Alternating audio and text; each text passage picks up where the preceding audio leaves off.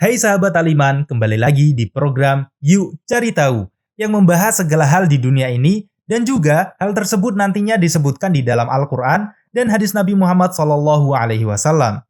Kita tahu bahwasanya Allah Subhanahu wa Ta'ala menciptakan hewan di dunia ini sangatlah banyak, dan kita tahu pula ada beberapa hewan yang memproduksi bahan makanan atau minuman yang dapat kita rasakan kelezatannya. Salah satunya adalah hewan penghasil madu.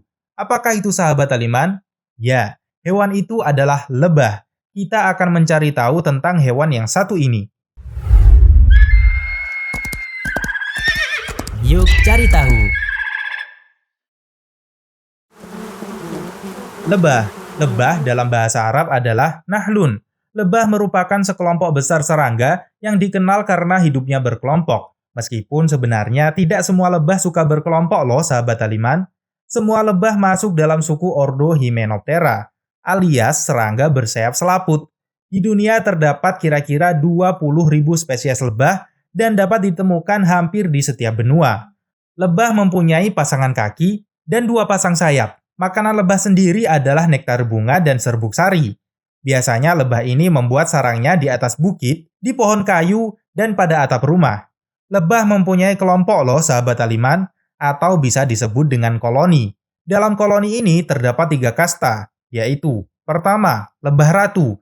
Berjenis kelamin betina, merupakan induk semua lebah dalam satu koloni, dan dalam satu koloni hanya 1 ekor lebah ratu. 2. Lebah betina, dikenal sebagai lebah pekerja yang jumlahnya bisa mencapai puluhan ribu. 30.000 ekor lebah dan yang bibit unggul bisa mencapai 60.000 ekor lebah. 3. Lebah jantan, jumlahnya hanya ratusan ekor lebah. Apakah kalian tahu sahabat Aliman bahwa di dalam Al-Quran terdapat surat yang dinamakan An-Nahl yang artinya lebah? Ya, surat ini adalah surat ke-16 di dalam Al-Quran. Surat ini terdiri dari 128 ayat dan termasuk golongan surah-surah Makkiyah. Di ayat ke-68, Allah Subhanahu wa Ta'ala menyebutkan khusus untuk hewan yang satu ini. Allah Subhanahu wa Ta'ala berfirman yang artinya, "Dan Tuhanmu mewahyukan kepada lebah, buatlah sarang-sarang di bukit-bukit, di pohon-pohon kayu, dan di tempat-tempat yang dibikin manusia." Rasulullah Shallallahu Alaihi Wasallam juga menyebutkan khusus loh sahabat Aliman, dari Abdullah bin Amru radhiyallahu taala anhu. Ia berkata, Rasulullah Shallallahu Alaihi Wasallam bersabda, yang artinya, "Demi zat yang jiwa Muhammad berada di tangannya, sesungguhnya perumpamaan mukmin itu bagaikan lebah yang selalu memakan yang baik dan mengeluarkan yang baik. Ia hinggap di ranting, namun tidak membuatnya patah dan rusak." Hadis riwayat Ahmad dan disahihkan oleh Ahmad Syakir.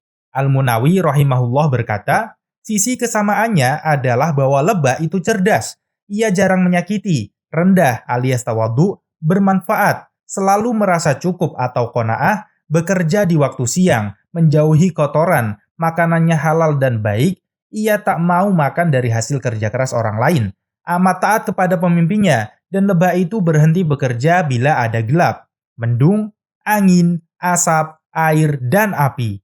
Demikian pula mukmin, amalnya terkena penyakit bila terkena gelapnya kelalaian, mendungnya keraguan, angin fitnah, asap haram, dan api hawa nafsu. Lihat Faidul Qadir, jilid 5, halaman 115. Nah, sahabat Aliman, kita sudah mencari tahu tentang hewan yang satu ini, yang hidup di dunia ini, dan disebutkan di dalam Al-Quran dan hadis Nabi Muhammad SAW, yaitu lebah. Nantikan pembahasan menarik lainnya di program Yuk Cari Tahu sahabat Aliman. Sampai bertemu kembali. Wassalamualaikum warahmatullahi wabarakatuh. Yuk cari tahu.